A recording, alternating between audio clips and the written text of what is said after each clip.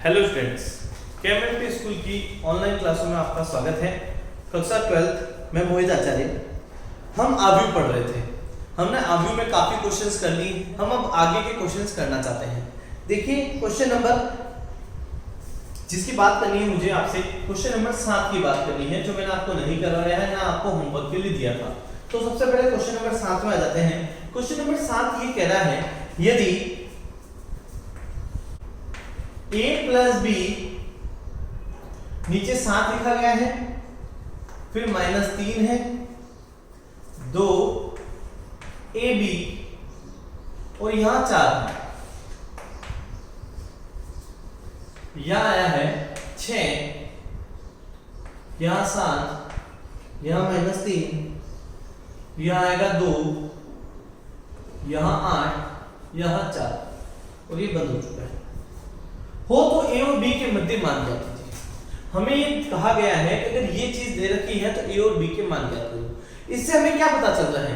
इससे हमें ये पता चल रहा है कि हमारे जो अवयव है वो समान होंगे। क्यों समान होंगे? बीच में बराबर का साइन है, ये दोनों समान अवयव हैं। अगर ये बीच में बराबर का साइन है तो ये क्या शो कर रहा है कि दोनों क्या है? समान अवयव। अगर ये दोनों समान अवयव हैं तो इनके संगत अवयव समान होंगे और उनका क्रम भी कैसा रहेगा? समान। तो मैंने कहा ये देखिएगा, मैं डॉट डॉट कर रहा हूं, ये a प्लस बी किसके बराबर होगा? 6 के। तो मैंने किसके बराबर कर दिया? a प्लस बी का मान कर दिया 6 के बराबर। यहां लिख दिया हल। ठीक है, देखिएगा a प्लस बी का मान किसके बराबर हो गया? 6 के। और ये क्या है? ab का मान किसके बराबर हो गया? 8 के। तो a प्लस बी का मान 6 आ गया, यानी किन्हीं दो संख्याओं का योग प्राप्त हो चुका है। किन्हीं दो संख्याओं का योग कितना प्राप्त हुआ है? 6। और आपके दो संख्याओं का गुणनफल कितना प्राप्त हुआ है? 8। तो अब ऐसी कंडीशन में हमें दो संख्याओं का अंतर निकालना होता है। तो हमें दो संख्याओं का अंतर निकालने के लिए मुझे क्या मिलने वाला है? मुझे a माइनस बी चाहिए। अब मुझे a माइनस बी चाहिए तो मैं क्या लूंगा? इसका स्क्वायर करूंगा। इसका स्क्वायर करके करूंगा a प्लस बी का होल स्क्वायर माइनस 4ab करूंगा। यही करने वाला a प्लस बी का whole square minus 4ab। a plus B की वैल्यू कितनी है? 6 का स्क्वायर माइनस 4 इंटू 8 आएगा। देखिएगा 6 का स्क्वायर कितना है? 36 और ये कितना हो जाएगा? 32। अच्छा ये किसके बराबर आए हैं? a माइनस बी का whole square, a minus B का होल स्क्वायर। तो यहाँ आएगा a माइनस बी का होल स्क्वायर बराबर कितना है? 4। तो a माइनस बी बराबर कितना आएगा? रूट में 4। तो a माइनस बी की वैल्यू कितनी आ गई? Plus minus 2। यानी आप इसके मान प्लस में भी ले सकते हैं और माइनस में भी ले सकते हैं। ये हमें ज्ञात है कि जब भी रूट हटेगा तो प्लस और माइनस दोनों वैल्यू देता है। ठीक है, तो देखिए दो संख्याओं का योग तो दिया हुआ था, मैंने दो संख्याओं का क्या निकाल दिया?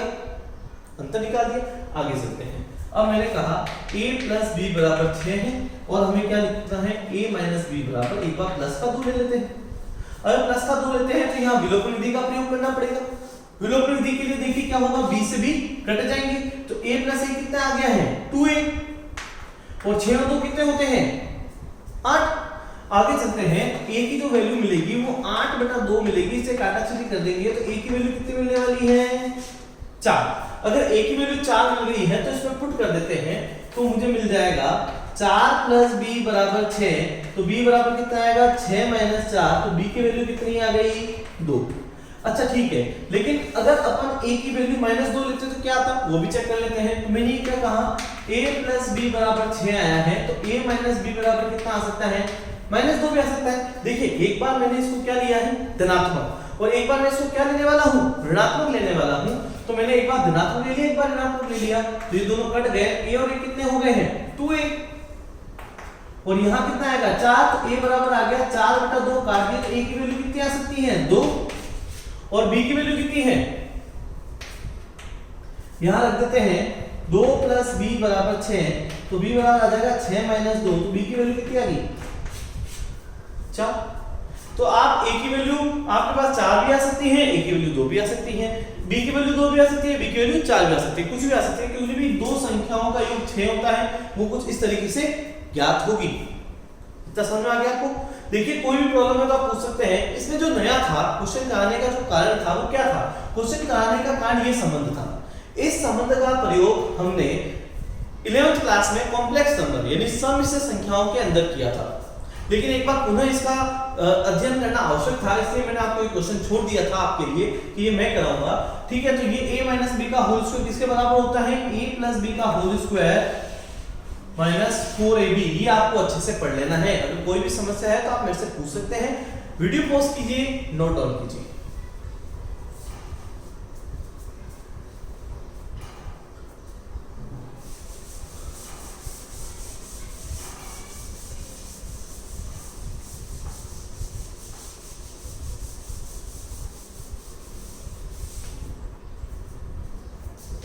नेक्स्ट क्वेश्चन देखिएगा, इस एक्सरसाइज का लास्ट क्वेश्चन है, क्वेश्चन नंबर 6। क्वेश्चन नंबर 6 कह रहा है एक 2 इंटू 3 के क्रम का अवयव a बराबर ij ज्ञात कीजिए। इसने कहा a बराबर ij ज्ञात करना है और इसका जो क्रम निर्धारित किया गया है वो 2 इंटू 3 का क्रम निर्धारित किया गया है। क्या क्रम निर्धारित किया गया है? 2 इंटू 3। और मुझे कहा गया कि a ij की जो वैल्यू होगी वो मेरे पास होगी half of modulus 2i minus 3j, ये होगी। और ये मापांक, मैंने एक चीज बोली मापांक, मैंने आपको इसलिए क्वेश्चन छोड़ने का मेरे पास कारण क्या था, यहाँ एक मापांक दिया गया है। मापांक को आप अच्छी तरीके से जानते हैं, आपने 11th क्लास में बहुत जो सेकंड चैप्टर के अंदर मापांक फलन पढ़े थे। मापांक फलन का क्या तात्पर्य है? मापांक कभी भी ऋणात्मक मान नहीं देता है, यह सदैव आपको कैसा मान देगा? धनात्मक मान देगा। तो ये आपको धनात्मक मान देने वाला है, तो हम इसे हल कर लेते हैं। पहले मैं इससे एक व्यापक रूप बना देता हूं कि मुझे 2 इंटू 3 के क्रम का किस तरह का अवयव मिलेगा। देखिए, यहाँ मिलने वाला है a11, यहाँ मिलने वाला है a12, यहाँ a13, यहाँ a21, यहाँ a22 और यहाँ मिलने वाला है a23 मिलने वाला है। यहाँ तक तो कोई डाउट नहीं, ये मिलेगा मुझे। देखिए 2 इंटू 3 के क्रम मतलब कितनी पंक्तियां होनी चाहिए? 2। अच्छा, स्तंभ कितने होने चाहिए? 3। तो 3 तो स्तंभ मिल चुके हैं और 2 क्या मिल चुकी है? पंक्तियां मिल चुकी हैं। आगे चलते हैं, अब मैं एक की वैल्यू निकाल लेता हूं। सबसे पहले मैंने a11 निकाला, यानी मुझे हाफ लिखना है, मॉडुलस लगाना है, 2 इंटू i की वैल्यू 1 रखनी है, 3 इंटू i की वैल्यू 1 रखनी है, यही करना है। तो मेरे पास आ जाएगा हाफ, यहाँ आ जाएगा 2 माइनस 3, तो यहाँ आ जाएगा मेरे पास हाफ और यहाँ आ जाएगा -1। तो आंसर देखो ये माइनस आया है, लेकिन इसे माइनस नहीं लेना है, इसे प्लस लेना है, इसे धनात्मक लेना है। तो इसका आंसर कितना आने वाला है? 1/2 आने वाला है। आगे देखिए, फिर आपको निकालना है a12। a12 की वैल्यू कितनी आएगी? यहाँ हाफ है, 2 इंटू 1 है, 3 इंटू 2 है, यही रहेगा। तो यहाँ आएगा हाफ, यहाँ आएगा 2 माइनस यहाँ कितना आने वाला है? 6, 3 इंटू 2 6 आने वाला है। तो यहाँ कितना आने वाला है? हाफ, यहाँ आने वाला है -4, ये प्लस आ जाएगा। तो हाफ इंटू प्लस का 4 लिख देंगे, तो इसे काटेंगे कितना आ जाएगा? 2 आ जाएगा। ठीक है, आगे देखिएगा, इसी के क्रम में a13 निकालना है। a13 के लिए क्या रहेगा? हाफ, यह आने वाला है 2 इंटू 1 माइनस 3 इंटू 3, यही आने वाला है। यहाँ देखिएगा 1/2, इसे सॉल्व करेंगे 2 आएगा, इसे सॉल्व करेंगे 9 आएगा। तो हाफ इंटू कितना आएगा? माइनस का 7 आएगा। तो यहाँ बचने वाला है प्लस का 7/2, ये मिलने वाला है। देखिए यहाँ कितना आया? a11 1/2, यहाँ a12 कितना आया? 2 और यहाँ a13 कितना आया? 7/2, ये मिलने वाला है। आगे चलते हैं, फिर मुझे चाहिए a21, तो ये आएगा हाफ, ये आएगा 2 इंटू 2 माइनस 3 इंटू 1, ये आने वाला है। तो ये आएगा हाफ, ये आएगा 4 माइनस 3, तो यहाँ आंसर कितना आने वाला है? 1/2 आने वाला है। आगे देखते हैं, यहाँ मुझे चाहिए a22, ये चाहिए, तो यहाँ आ जाएगा हाफ 2 इंटू 2 माइनस 3 इंटू 2, तो हाफ, यहाँ आ जाएगा मेरे 4 माइनस 6, यह आएगा हाफ, ये -2 आएंगे लेकिन -2 लेने नहीं है, तो ये प्लस का 2 आ जाएगा। तो यहाँ आंसर कितना निकल के आएगा? 1। फिर मेरे पास आएगा a23, तो ये आएगा हाफ, ये आएगा 2 इंटू 2 माइनस 3 इंटू 3, तो ये आएगा हाफ, ये आएगा 4 माइनस 9, तो यहाँ जो आंसर आने वाला है वो 5/2 आने वाला है। इस तरीके से आपने 6 अवयव निकाल दिए। a11 निकाला, a12 निकाला, a13 निकाला, a21 निकाला, a22 निकाला, a23 निकाला। अब इसमें इंपॉर्टेंट क्या था? इसमें इंपॉर्टेंट ये टर्म है, जैसे ये -1 आया, इसे आपको माइनस नहीं लेना है, इसे क्या लेना है? प्लस। ये -4 आ रहा है, इसे -4 नहीं लेना है, इसे क्या लेना है? प्लस का 4। ये -7 आ रहा है, इसे -7 नहीं लेना है, इसे क्या लेना है? प्लस का 7 लेना है। ये आपके प्लस का ही था, ये माइनस का आ रहा था, इसको माइनस नहीं लेना है, इसको प्लस लेना है। ये भी माइनस के 5 आएंगे, इसको नहीं लेना है, इसको प्लस लेना है। एंड में इसको क्या लिखना है? इसका पूरा आंसर इस तरीके से लिख दीजिएगा।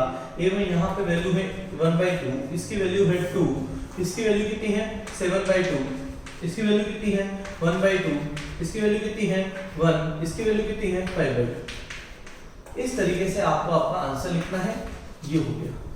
देख लीजिए जो तरीका वही है जो हमने लास्ट में किए थे क्वेश्चन, उसी बेसिस पे क्वेश्चन है और ये वैसे ही करने हैं, उनमें कोई प्रॉब्लम नहीं है, तरीके में कोई भी बदलाव नहीं किया गया है। बस एक चीज याद रखनी है कि मापांक फलन कभी भी धनात्मक मान देते हैं, ऋणात्मक मान नहीं देते हैं। मापांक फलन हमेशा क्या देंगे धनात्मक, ऋणात्मक कभी नहीं देने वाले हैं, ये अपन को ज्ञात होना चाहिए और इस तरीके से अपन को ये सारी चीजें पढ़नी है। उम्मीद करता हूं सबको समझ में आ गया होगा और अच्छे से समझ लीजिएगा क्योंकि ये एक्सरसाइज आपकी पूरी समाप्त हो चुकी है। वीडियो पॉज कीजिए और अच्छे से नोट डाउन कीजिए।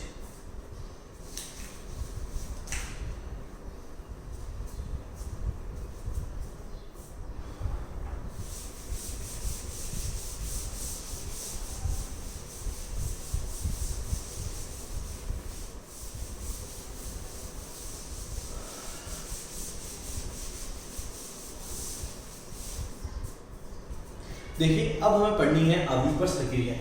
हमें क्या पढ़नी है अव्युत्पन्न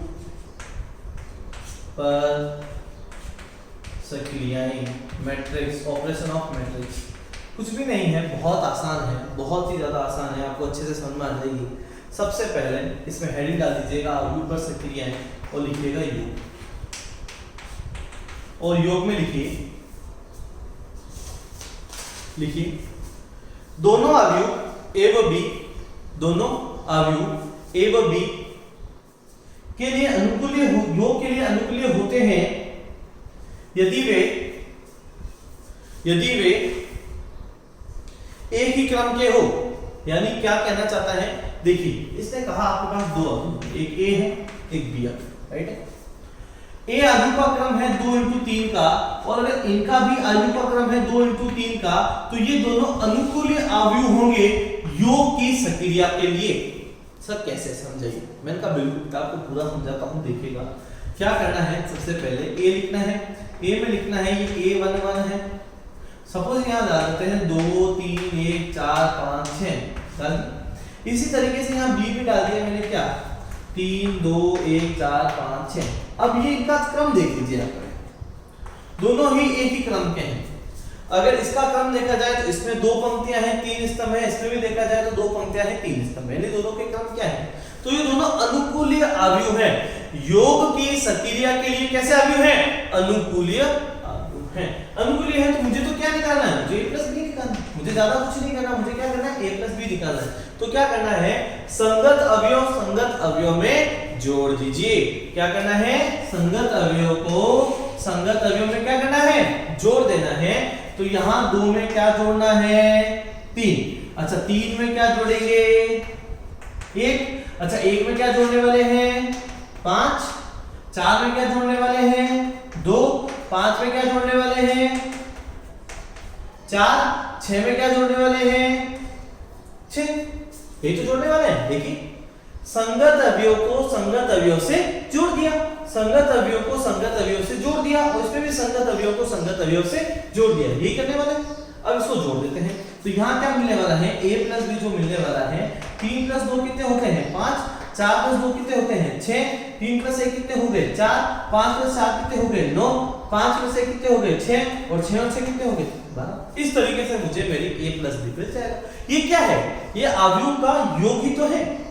अच्छा अवयव के योग के लिए अगर आपने यहाँ कह दिया सर यहाँ 3 × 3 हो जाता तो मैं बना कर देता कि ये नहीं होगा, क्योंकि अनुकूल्य अवयव नहीं हो जाते।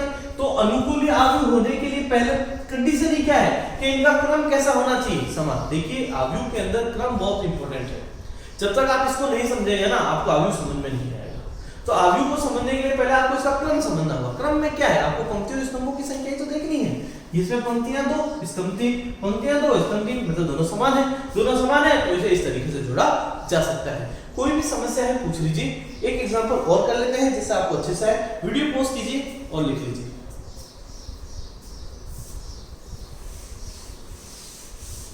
एक एग्जांपल और करवा देता हूं जिससे आपको अच्छे से समझ में आ जाए आप करना क्या चाहते हैं। तो देखिए मैंने एक अवयव ले लिया, अवयव ले लेते हैं a = aij 3 इंटू 3 के क्रम का, b बराबर bij और ये भी 3 इंटू 3 के क्रम का। क्या है ये 3 इंटू 3 के क्रम का? तो a बराबर मैंने लिख दिया 1 2 3 3 2 1 1 1 1। ये कुछ इस तरीके से मेरे को डाटा दे रखा है। एक डाटा मुझे b का भी दे रखा है, क्या दे रखा है देखते हैं, 4 5 1 6 7 2 2 1 2, इस तरीके से डाटा। तो सर्वप्रथम हमें क्या जांचना है? सर्वप्रथम हमें ये जांचना है कि क्या इनके क्रम समान है। तो मैंने आपसे पूछा इसमें पंक्तियां कितनी, आपने कहा 3। मैंने पूछा स्तंभ कितना, आपने कहा 3। अब मैंने बी वाली पे आ गया, अब मैंने आपसे पूछा पंक्तियां कितनी, इसमें कहा 3। स्तंभ कितने, ये 3। इसका मतलब इन दोनों के क्रम कैसे हैं? समान, यानी दोनों अनुकूलीय अवयव हैं। अगर ये दोनों अनुकूलीय अवयव हैं तो हम क्या कर सकते हैं, इन्हें जोड़ सकते हैं, इनमें योग कर सकते हैं। तो हमने क्या कर दिया, a प्लस b निकाल दिया। अब a प्लस b निकालने के लिए क्या करना है, संगत अवयव को संगत अवयव में जोड़ना है। यानी 1 में क्या जोड़ेंगे, 4, 3 में क्या जोड़ने वाले हैं, 5, 1 में क्या जोड़ने वाले हैं, 1। इसी तरीके से 2 में क्या जोड़ने वाले हैं, 6। इस 2 में क्या जोड़ने वाले हैं, 7। इस 1 में क्या जोड़ने वाले हैं, 2। इस 3 में क्या जोड़ने वाले हैं, 2। इस 1 में क्या जोड़ने वाले हैं, 1। इस 1 में क्या जोड़ने वाले हैं, 2। ये जोड़े। अच्छा, ये भी किस क्रम का मिलने वाला है, ये उसी क्रम का मिलने वाला है जो a और b के क्रम के थे। यानी यहाँ क्रम कितना रहने वाला है, 3 इंटू 3। तो जो अपना आंसर आएगा a प्लस b का, वो कितना आने वाला है देखिएगा, वो आंसर मिलेगा 4 प्लस 1 5, 5 और 3 कितने होते हैं 8, और 1 और 1 2, 6 और 2 8, 7 और 2 9, यहाँ आया 3, यहाँ आया 5, यहाँ आया 2 और यहाँ कितना आंसर 3। इस प्रकार हमने अपने 3 इंटू 3 के क्रम का अभी क्या कर दिया है, कंप्लीट कर दिया है। वीडियो पॉज कीजिए और लिख लीजिए।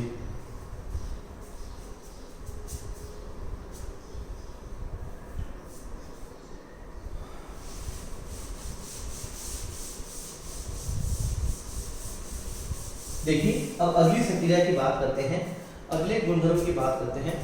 अगले ऑपरेशन में क्या है, दूसरा ऑपरेशन आता है व्यंकलन का। व्यंकलन का मतलब होता है घटाना।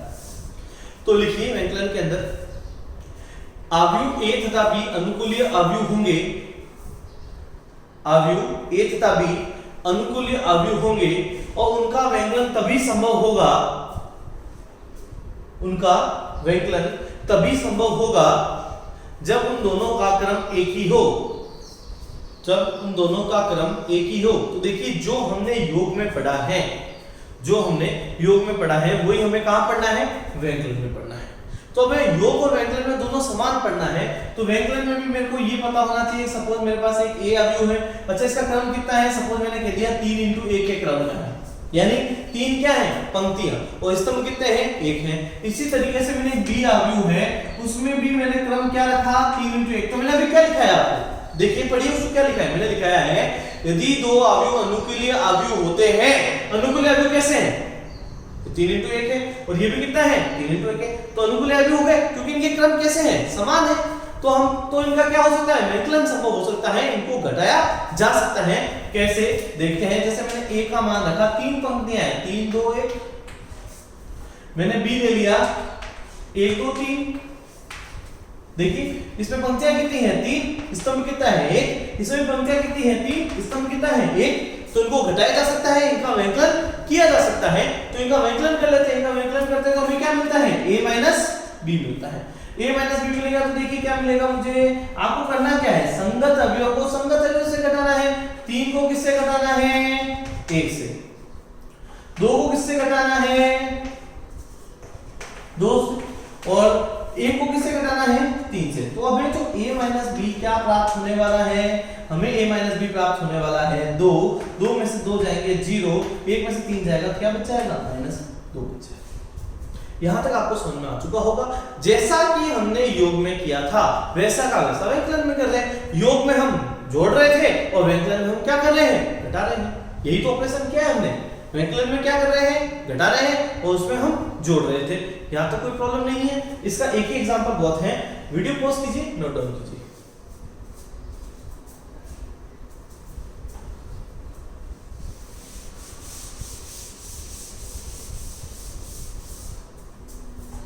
अब हम बात करते हैं गुणन की। तीसरा आज का ऑपरेशन गुणन। इसे very very very important marks कर दीजिए। आयु में जो सीखने के लिए है ना वो गुणन ही है। आयु में जो सीखने के लिए है योग और व्याकरण बहुत ही सिंपल है, आप आराम से सीख सकते हैं, कोई प्रॉब्लम नहीं है। थोड़ा सा गुणन हमारे लिए अच्छा है, हमें समझने लायक है। तो गुणन में लिखिए दो आयु का गुणन तभी संभव होता है, दो आयु का गुणन तभी संभव होता है जब पहले आयु के स्तंभों की संख्या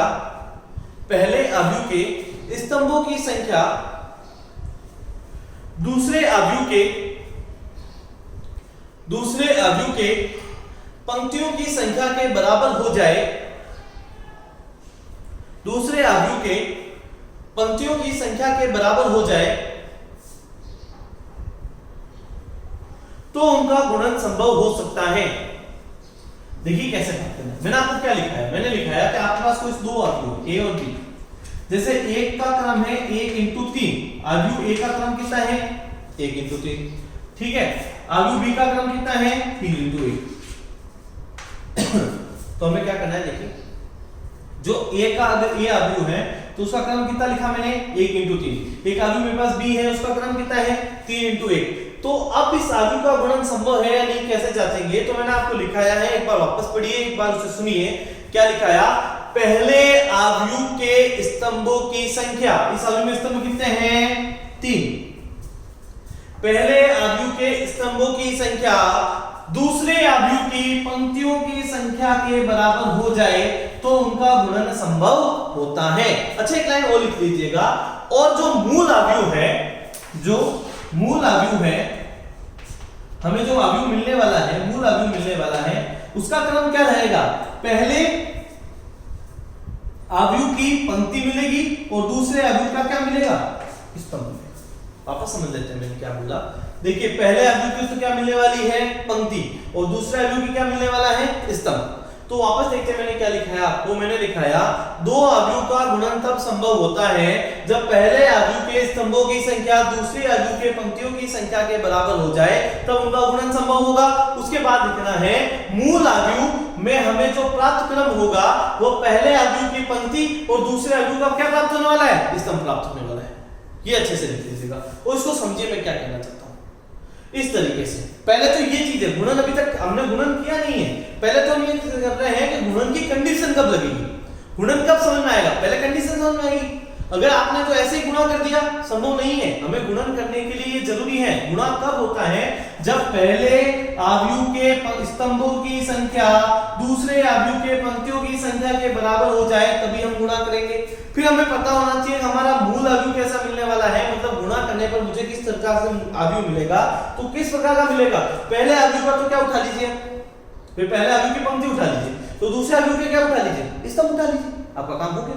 पहले आयु में क्या उठाना है आपको पंक्ति, दूसरे में स्तंभ, और ये आपका मूल आयु हो गया। अब इसके ऊपर एग्जांपल करते हैं, समझते हैं कैसे, किस तरीके से। वीडियो पॉज कीजिए, नोट डाउन कीजिए।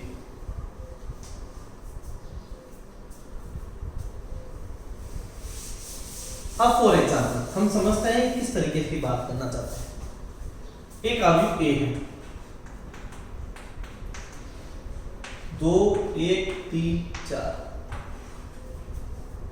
एक आयु बी है 2 3, ये दो आयु दिए हैं। देखिएगा पहले मैं आपसे इसका क्रम पूछ रहा था, ये किस क्रम का है, इसमें पंक्तियां कितनी हैं, आप कहेंगे सर 2, वेरी गुड। अच्छा इसमें स्तंभ कितने हैं, स्तंभ भी कितने हैं 2, राइट है। अच्छा आगे आ जाइए बी में, इसमें पंक्तियां कितनी हैं, आप कहेंगे सर 2। अच्छा मैंने आपसे पूछा स्तंभ कितने हैं, आप बोलेंगे 1। तो अब हम देख लेते हैं कि यहाँ a लिख लेते हैं, यहाँ b लिख लेते हैं, इसका क्रम लिख लेते हैं ऐसे 2 इंटू 2, और यहाँ इसका क्रम लिख लेते हैं 2 इंटू 1। तो हमने देखा ये दोनों बराबर हैं, मतलब ये दोनों कौन, आयु a के स्तंभों की संख्या b के पंक्तियों की संख्या के समान होगी, वेरी गुड। तो मतलब इसका गुणन तो संभव है, ये तो फिक्स हो गया। अब इसका गुणन करते हैं, यानी मुझे ab चाहिए, मुझे क्या चाहिए ab चाहिए। अब ab किस प्रकार मिलेगा उसकी बात करते हैं। मेरे को a चाहिए, मुझे b चाहिए, मेरा काम होने वाला है। अब बात आती है गुणा करने की, ठीक है। तो गुणा किस प्रकार करना है? गुणा हमेशा left to right up to down होगा। कैसे होगा? Left to right up to down. अच्छा, मुझे जो मूल अवयव मिलने वाला है वो किसका मिलने वाला है? देखिए यहां तो मिली अवयव एक की पंक्ति और यहां मिलेगा मुझे स्तंभ, यानी 2 इंटू एक ही क्रम मिल जाएगा। आगे देखते हैं मुझे क्या चाहिए। Left to right up to down. Left to right का मतलब है इस 2 का गुणा इस 2 के साथ होना चाहिए, तो 2 का गुणा 2 के साथ होगा। बीच में क्या लगना चाहिए? प्लस। आगे इस 1 का गुणा इस 3 के साथ होना चाहिए, तो 1 का गुणा किसके साथ हो गया बेटा? 3 के साथ। आगे चलते हैं। फिर इस 3 का गुणा इस 2 के साथ होना चाहिए, तो 3 का गुणा किसके साथ हो गया? 2 के। प्लस फिर इस 4 का गुणा इस 3 के साथ होना चाहिए, तो 4 का गुणा किसके साथ करा दिया मैंने? 3 के साथ करा दिया। राइट है। तो मुझे जो AB मिलने वाला है तो क्या मिलने वाला है? 2 दूनी 4 प्लस 3 कितना हो गया? 7। 3 इंटू 2 कितने होते हैं? 6 और 4 के 12, 12 और 6 कितने हो गए? 18। और इसका क्रम क्या प्राप्त हुआ? 2 इंटू 1। यहां तक कोई प्रॉब्लम है? देखिए आप कुछ भी समझ सकते हैं। अच्छा, एक आपको मैं पहले बता दूं, अवयव में जो गुणन होता है वो एक एग्जांपल से समझ में नहीं आएगा। ऐसे कम से कम 5 से 6 एग्जांपल अपन करने वाले हैं। जितने ज्यादा अपन एग्जांपल करेंगे उतना अपने को अच्छे से समझने वाला है, इसलिए आने वाला है। इसलिए आप टेंशन मत दीजिएगा मुझे एक एग्जांपल से समझ में नहीं आया। पहले तो आप ये डिसाइड कर लीजिए कि आपको ये समझ में आ चुका है क्या कि गुणन कब होगा, पहली चीज। दूसरी चीज आपको क्या समझ में आ जानी चाहिए कि मुझे किस क्रम का मिलेगा, क्योंकि मुझे पता था मेरे को क्रम क्या मिलने वाला है? 2 इंटू 1, मतलब मेरे को पंक्तियों की संख्या उसमें कितनी चाहिए? 2। ये पहली पंक्ति है, दूसरी पंक्ति। फिर मुझे उसमें ये देखना है कि मेरे पास स्तंभ कितने हैं? ये स्तंभ 1 है, ये देख लीजिए कि स्तंभ मिल रहा है। तो पहले आपको डिसाइड करना होगा कि आपको क्या क्या समझ में आ चुका है, क्या क्या समझ में आ चुका है। पहले आपको समझ में आना चाहिए कि आपके पास गुणा कब होगा। दूसरी चीज आपको क्या समझ में आनी चाहिए? दूसरी चीज आपको समझ में आनी चाहिए कि आपने गुणा करने के बाद आपका जो मूल अवयव आया वो किस क्रम का है। तो इस तरीके से आप ये चीज समझ सकते हैं। वीडियो पॉज कीजिए, नोट डाउन कीजिए, नेक्स्ट उदाहरण करते हैं।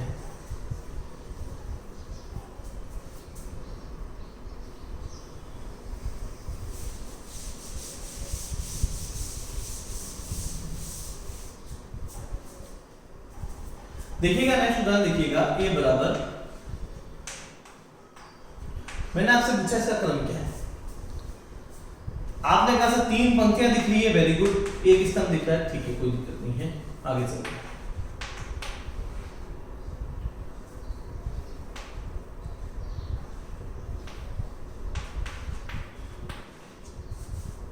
मैंने कहा इसका क्रम क्या है? आपने कहा सर इसमें एक पंक्ति दिख रही है और कितने स्तंभ दिख रहे हैं? 3। तो अब मुझसे पूछा गया क्या इनका गुणन संभव है? तो हम डिसाइड करते हैं, पहले देख लेते हैं क्या होगा। मैंने a लिखा, a का क्रम है 3 इंटू 1, ठीक है। फिर मैंने b लिखा, b का क्रम लिखा 1 इंटू 3। तो मैंने देखा कि यहाँ पे स्तंभों की संख्या अवयव a के स्तंभों की संख्या अवयव b के पंक्तियों की संख्या के बराबर है। क्या ये दोनों बराबर है या नहीं है? इसका मतलब इनका गुणन तो संभव है। पहली चीज टिक कर लो, पहली चीज टिक कर लो, पहली चीज टिक हो गई अपनी कि ये चीज तो फिक्स हो गई। अब दूसरी चीज क्या थी कि अपने को जो मूल अवयव मिलने वाला है, मतलब मुझे जो AB मिलने वाला है वो किसका मिलने वाला है? कैसा? वो 3 इंटू 3 मिलने वाला है। ये भी फिक्स हो गया।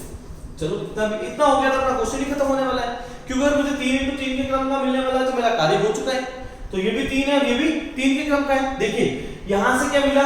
यहां से मिली मुझे पंक्ति, यहां से मुझे क्या मिला? स्तंभ। और कौन से क्रम मिला? 3 इंटू 3 के क्रम का मिला। मेरा कार्य हो चुका है।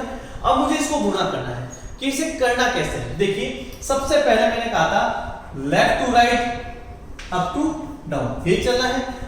देखिए सबसे पहले इस एक का गुणा इस एक के साथ। अच्छा, अब यहाँ पे लेफ्ट में कोई जगह है क्या? नहीं है, छोड़ दो, आगे चलते हैं। फिर इस 2 का गुणा इस एक के साथ। आगे कोई है क्या लेफ्ट में? नहीं है, छोड़ दो। फिर इस 3 का गुणा इस एक से। लेफ्ट में कोई जगह है? नहीं है, आगे चलते हैं। Left to right up to down, up to down में भी कुछ भी नहीं था। नेक्स्ट 1 का गुणा किससे करेंगे? 2 से। फिर 2 का गुणा इस 1 का गुणा किससे किया? 2 से। फिर 2 का गुणा 2 से। फिर 3 का गुणा 2 से। फिर 1 का गुणा किससे होगा? 3 से। फिर 2 का गुणा 3 से। फिर 3 का गुणा 3 से। तो जो मुझे AB मिलने वाला है, मुझे AB किस क्रम का मिलने वाला है और क्या मिलने वाला है? देखिए 1 इंटू 1 1, यहाँ आया 2, यहाँ आया 3, यहाँ आने वाला है 2, यहाँ आने वाला है 4, यहाँ 6, यहाँ मिलने वाला है आपको 3, यहाँ 3 दूनी 6 और यहाँ 3 क्या 9। ये आपको मिलने वाला है। जो AB मिलने वाला है वो ये मिलने वाला है। एक चीज आप ये डिसाइड कर लीजिएगा, इस तरीके से आपको करना है। आपका ए ये दे रखा था, आपका बी ये दे रखा था, आपको इस तरीके से कंप्लीट करना है। ए बी निकालने के लिए आपको ये चीज करनी पड़ेगी और ये निकलेगा आपका। अब मैं आपको क्या समझाना चाहता हूँ, देखिए आव्यूह को आगे पढ़ने से पहले हमें गुणन आना चाहिए।